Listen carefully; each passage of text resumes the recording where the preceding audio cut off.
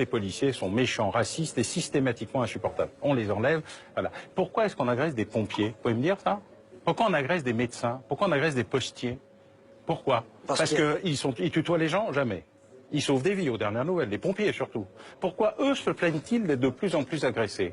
C'est pas la nature de leur fonction, c'est pas la nature du fait qu'ils contrôlent les identités. Ils font rien aux faciès, ils sauvent tout le monde, ils s'en foutent. La réalité, c'est que dans le contrôle du territoire, il y a une compétition. Cette compétition, elle est de plus en plus violente. Elle provoque réellement des exactions policières et aussi quand vous prenez des insultes, des crachats et des projectiles divers sur la gueule pendant 3 heures, je vous suggère d'essayer et de me dire quel est l'état de votre réaction, qui va être le sourire vis-à-vis de ceux qui vous les provoquent, ou éventuellement un geste interdit mais humain qui vise à sortir n'importe quel équipement pour s'en sortir ou pour marquer son désagrément. C'est ça le problème. Votre univers merveilleux et magnifique, où ils sont tous des fascistes, des racistes et des extrémistes, et des méchants et tout ça, est merveilleux. Alors, mais vous ne prenez pas en compte les deux réalités du... Parlons d'univers merveilleux. Monsieur Bauer, vous êtes... Non, mais vous ne répondez pas à la question sur les pompiers. La vraie question, c'est plutôt...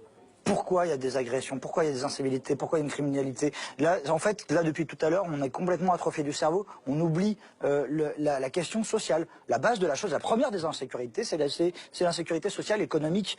Et du coup, le vol, le crime, tout ça ne vient pas comme ça, comme une maladie qui d'un seul coup prendrait quelqu'un qui, ah, c'est un criminel, c'est fini.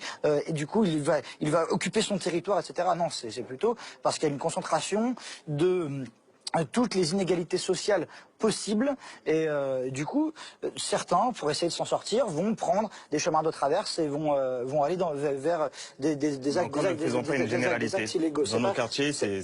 Mais j'ai dit certains, j'ai pas dit tout le monde. Et l'agression des pompiers mais du coup, parler de politique sécuritaire comme ça dans le vent, c'est vous qui êtes dans un monde merveilleux. C'est parce que du coup, vous pensez que en mettant plus de forces de police, en mettant une stratégie de la sécurité, vous allez réduire les actes de délinquance. Vous savez, les pompiers, les messieurs en rouge dans des petits véhicules qui viennent sauver les gens. Non, mais j'essaye d'arriver jusque-là. Bah alors là-dessus, moi je peux pas, j'ai pas attaqué de pompiers, donc je vais pas vous répondre. Parce que vous avez attaqué des policiers avant. C'est ce qui vous donne une légitimité spécifique par rapport à nous. Je peux pas parler au nom de ceux qui le font déjà. C'est très bien. Vous devriez faire la même chose pour les flics.